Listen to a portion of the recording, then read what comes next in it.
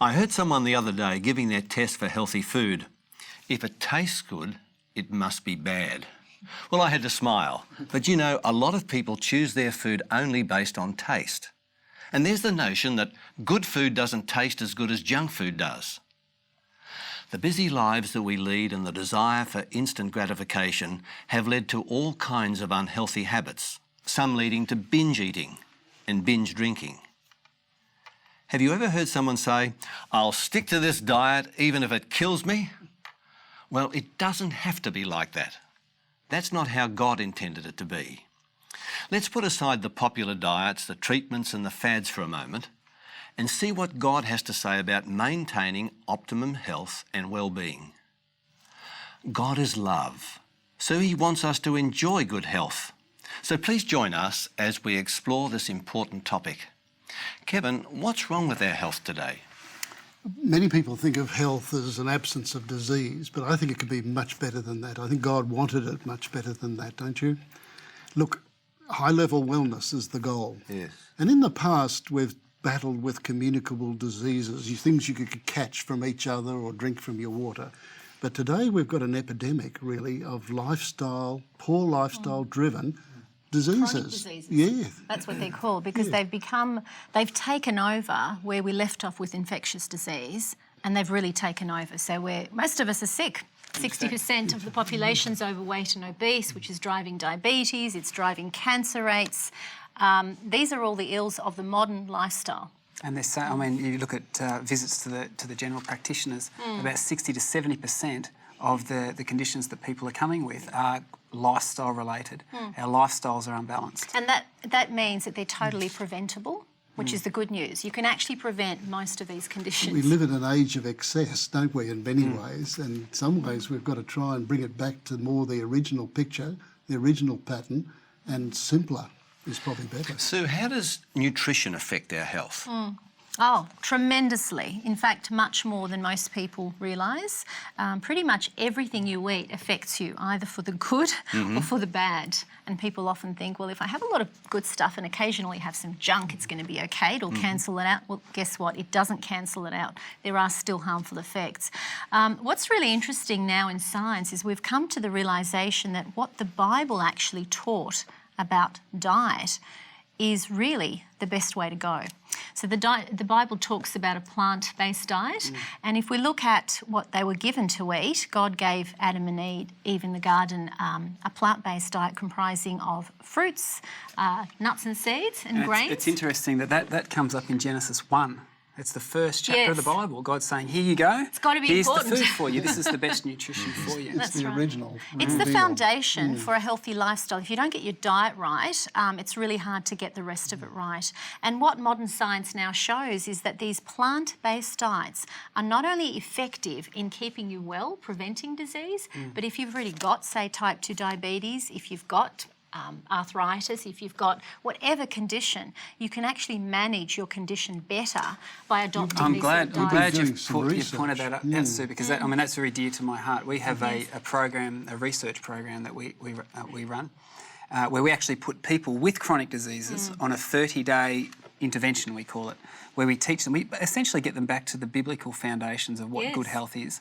And a key ingredient of that is good nutrition, and we move them towards a plant-based diet. You know, we see remarkable stories. You know, I would say disease reversal. Absolutely. And it's not just cardiovascular disease, it's diabetes, which is running rampant. That was impossible in the past. Absolutely. It was impossible to but we know food is so powerful that the phytonutrients in food literally talk to your genes, Jeff. They can switch off genes. So if you've got the diabetes gene, if you eat the right diet, you can actually switch that gene off and live very healthfully. That is so important, isn't it? Well, it's a new paradigm. This is new. This is very new. We're calling it epigenetics. It's on top of genetics. We know that your genes are not your destiny, and your lifestyle choices will manifest the disease states that you might experience, or as Sue's pointed out, can actually switch them off so that they're silent. We don't encounter them. It's almost food as medicine, isn't it? It is. It absolutely is. Right. Yeah. And minimal processing, minimal packaging. That's right. Back to whole foods as nature, as God actually intended for us because he knew what was best for us because he made us And and, if he you- made us out of love. I was going to say, if your grandmother wouldn't recognise as a food, you probably That's right. shouldn't eat it. And that's a good principle. Darren, we could talk a lot on nutrition. It's so important, but exercise is also important, isn't it? That's very dear to my heart. But and it's interesting. I mean, you pointed out that right at the start, God gave us these foundations for eating plant-based nutrition. That was in Genesis 1. Genesis 2, the second book of the Bible, he talks to Adam and Eve and says, "Hey, you know what I want you to do? It's your role to tend this garden." This is how I want you to burn off all that energy. Absolutely. You can't And- just sit back like a couch potato. And we've got away from that. There's a natural have. order to things, but we have. We know. I mean, the epidemiologists tell us that we go back 100 years. Our forefathers. It's not long. 100 years No. ago, our forefathers were 60 to 70% more active than we are today, Right. which is the equivalent of walking about 15 kilometres. And so we have this. We actually have many of these lifestyle-related diseases we refer to as hypokinetic. They're due to lack of Yeah. activity. Yeah. Too much sitting. That's right. Well, yeah, that's right. And it's not just the lack of exercise, but the harmful effects of sitting for prolonged periods. And what do most of us do that work in offices, big buildings? We sit. We sit all day. This is a really important thing because coming back 30 years ago, when we started to understand that people weren't moving enough, there was this, what we call the aerobics revolution, where you had to dress up with a headband and do crazy activities. Leotards.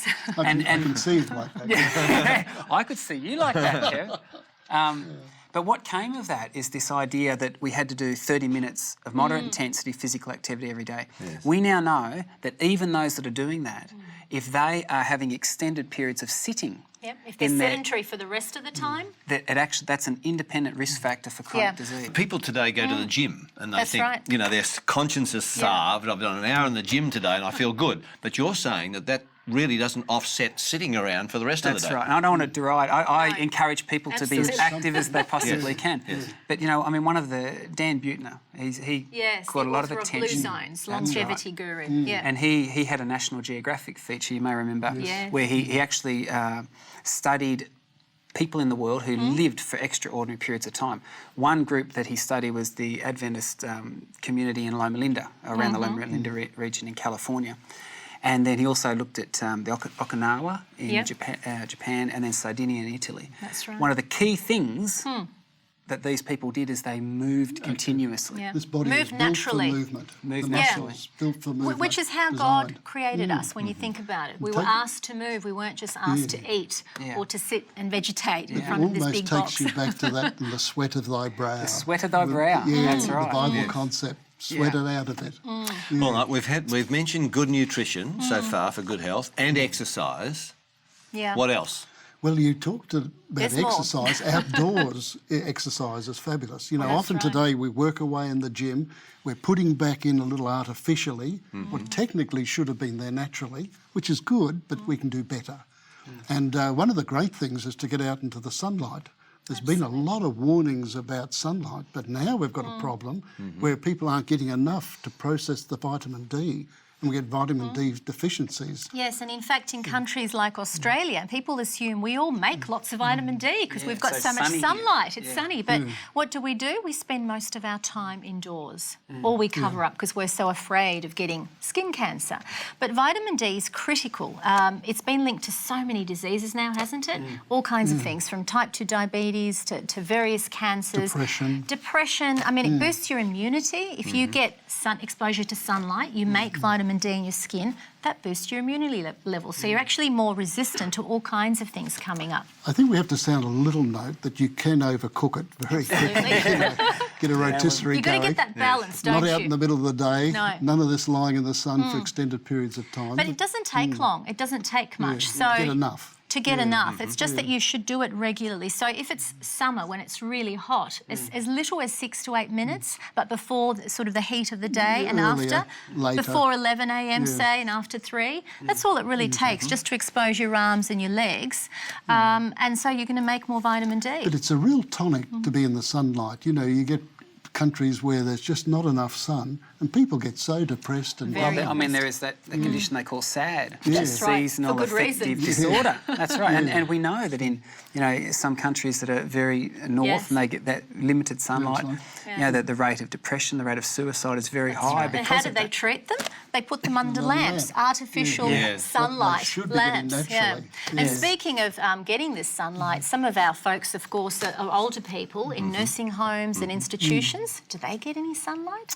Usually not. away. They might be put next to a window and, told, well, enjoy some sunlight. But what's important to know is actually only about 5% of the UVB rays, which are the ones that help you make vitamin D, get through the glass, penetrate. So you actually need to get out into nature to breathe the fresh air Yep. and get that Or if you're in sunlight. old people's home, sit on the veranda That's right. in the sunshine. Yeah, otherwise right. it's a bit sad, as you said, isn't it? Well, so far we've discussed good nutrition, exercise, sunshine. Yeah. What else? Well, fresh air goes with the sunshine. Fresh air is really important. We are exposed to so many pollutants now. We breathe in all kinds of particles, and that is linked to increased rates of lung cancer, increased rates of asthma. Just ask anyone who has asthma when they're moving closer to the city centre or, to where most of the pollution is or near somewhere where there are coal mines. I bad. lived outside of Sydney for a while, and I came back into Sydney and I get a headache. And I think it's all that pollution. You sort of get Yeah. used to it and you think, hey, that's normal, that's the way it's supposed to be, but it's not. And many people are concerned about the environment, but then they go and suck on a chimney. That's right. And, just draw that in. The Bible talks about God breathing into man the breath of life. I'm a little concerned about these breaths of death. you Right. know. Yeah. Very toxic substances. Look, it will come back to hurt you if you keep doing that sort of thing. And that's not what God designed. No. To my mind, this notion of sunlight and pure air, or good air, is actually part of a bigger picture, and that is that there is a natural environment that we're designed to inhabit. And when God talks about to Adam and Eve about working the garden and immersing yourself in that space, well, we have a situation where we create artificial.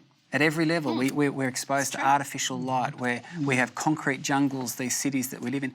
We know in children that aren't exposed to the natural environment enough, we're actually coining the term NDD. They have this condition called nature deficit disorder, which is associated with emotional disturbances, learning difficulties.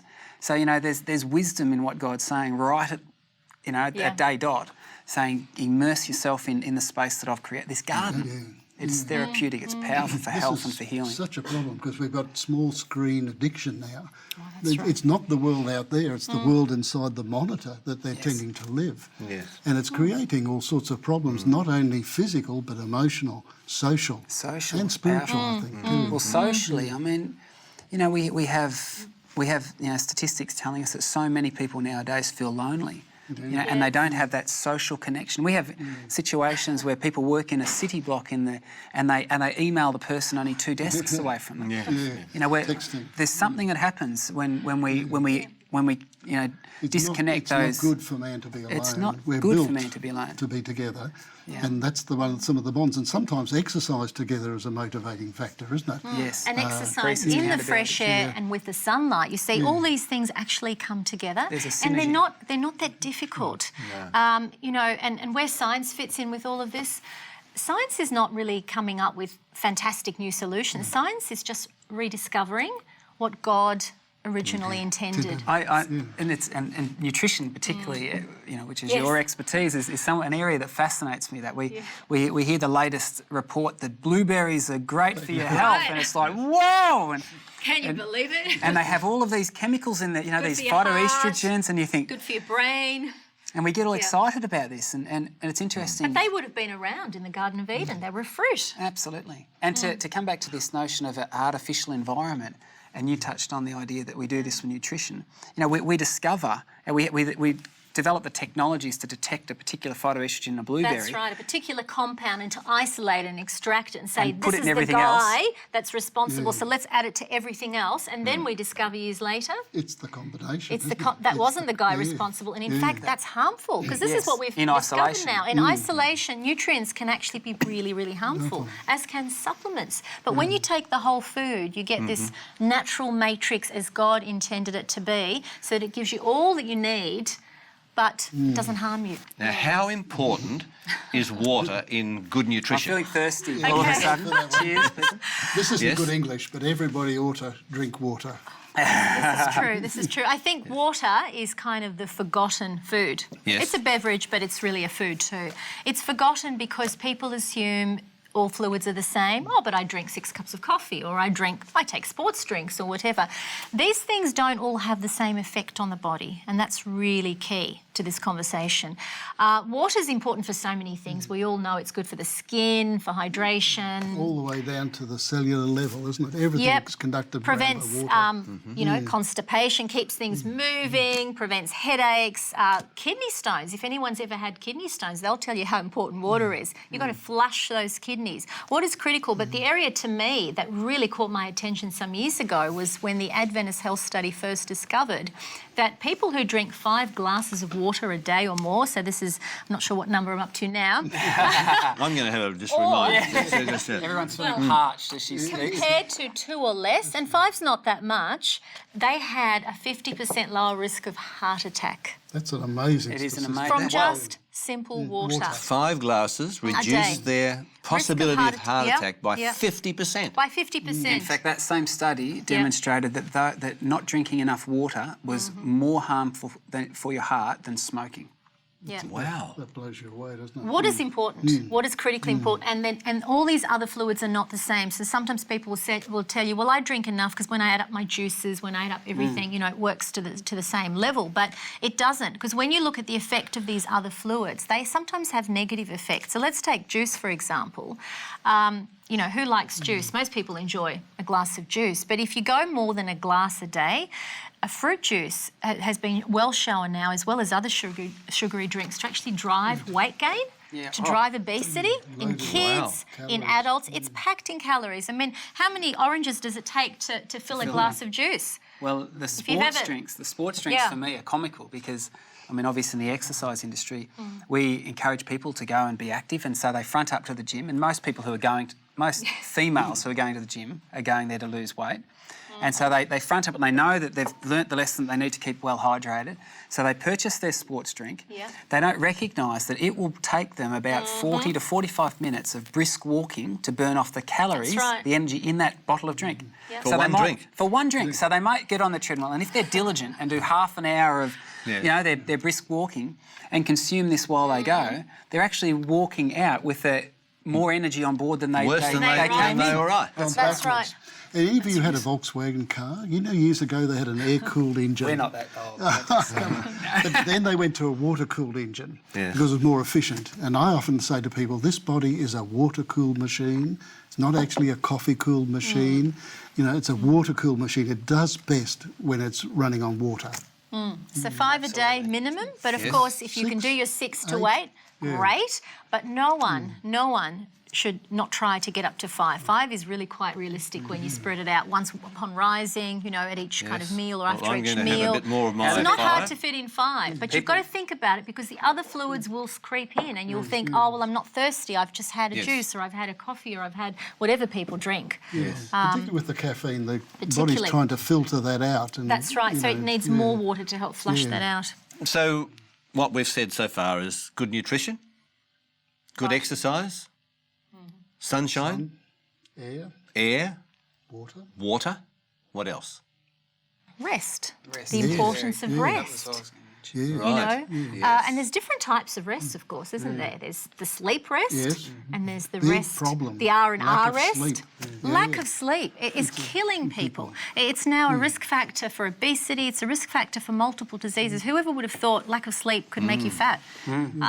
It does. And part of the reason for it wasn't a problem 100 years ago. No. But now we have artificial light, we have Keeps us up. artificial stimulation, our iPads and Come all to bed these with us, devices. the iPhones, So I mean, checking emails. the estimate is that we get about an hour and a half less sleep nowadays than we did 100 years ago.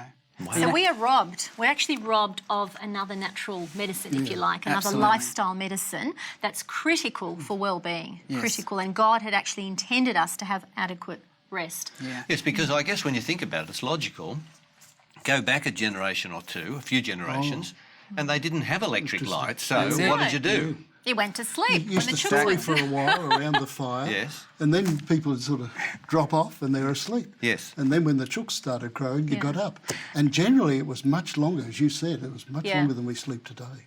And we would still do that these days. You know, you actually do get tired by the evening, and if all the lights were off, if it was dark in the house, you'd actually be quite happy to, you know, That's right, cozy up retire. and, you know, in bed. But you don't. You keep yourself going. You push yourself, and that's why people have to, you know, rely on things like caffeine to keep going all day long, because they're pushing themselves against. They're not listening to their signals, to the body cues.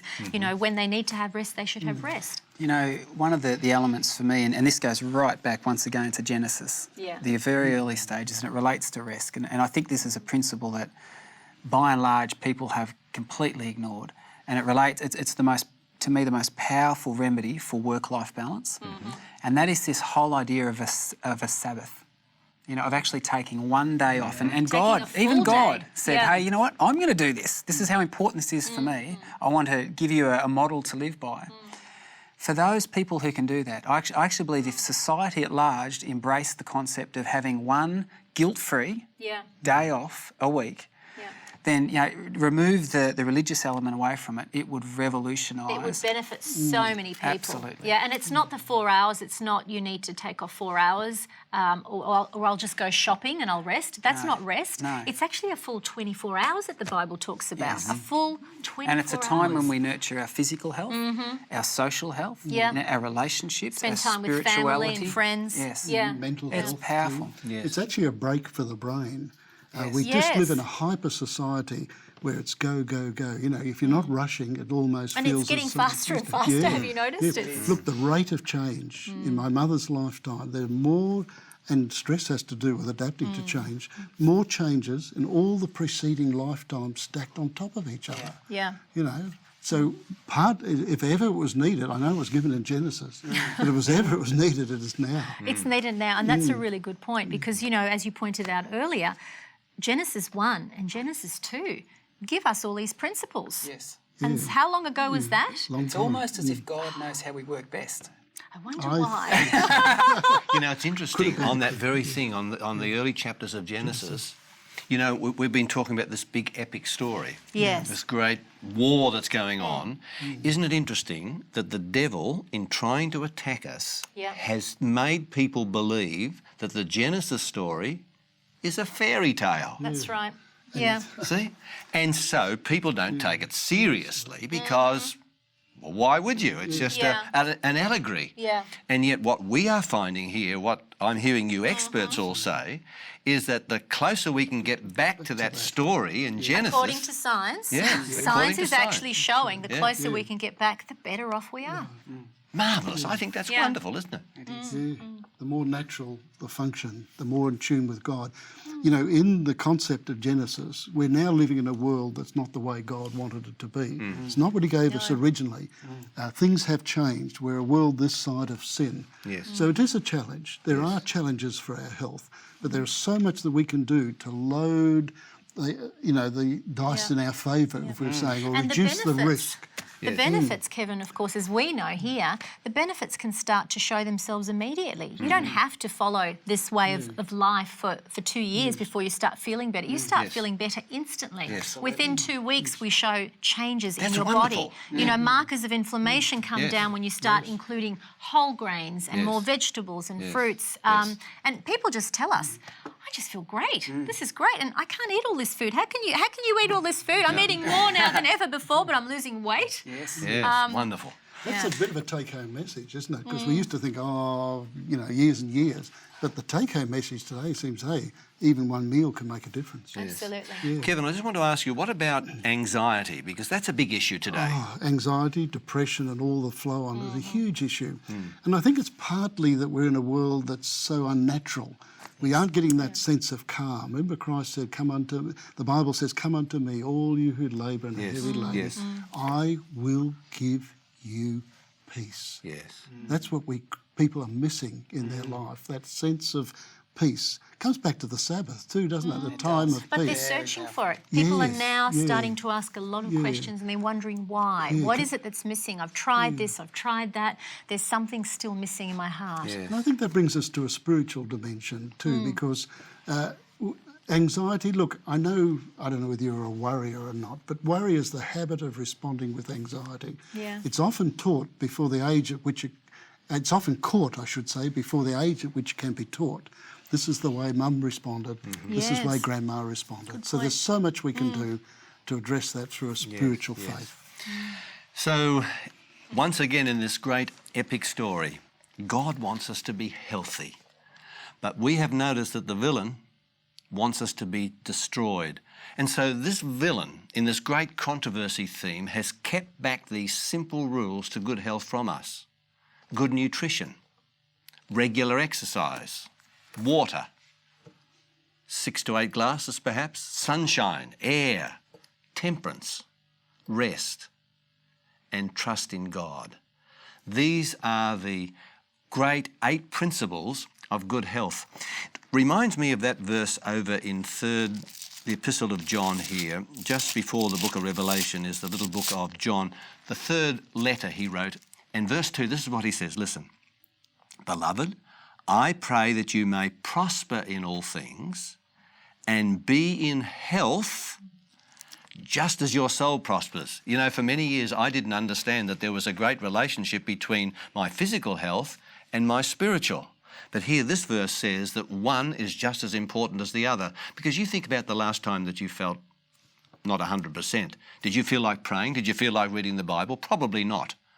And that's why God wants us to have optimum health. He wants us to have the absolute happiness in this world. And I would like to commend to you that you get to study these principles. Let's just bow our heads together in prayer. Our wonderful Father in heaven, I just thank you again for the wonderful counsel that you have given in your word. I thank you for the fact that you are interested in our health and our physical life as well as our spiritual. And Lord, help us to make a decision in our hearts today that we are going to put these principles, these habits into practice so that we will be more healthy and that we will reflect your love and bring glory and honour to your name. Bless us to this end and keep us faithful, keep us studying, I pray, until Jesus comes, for Christ's sake. Amen.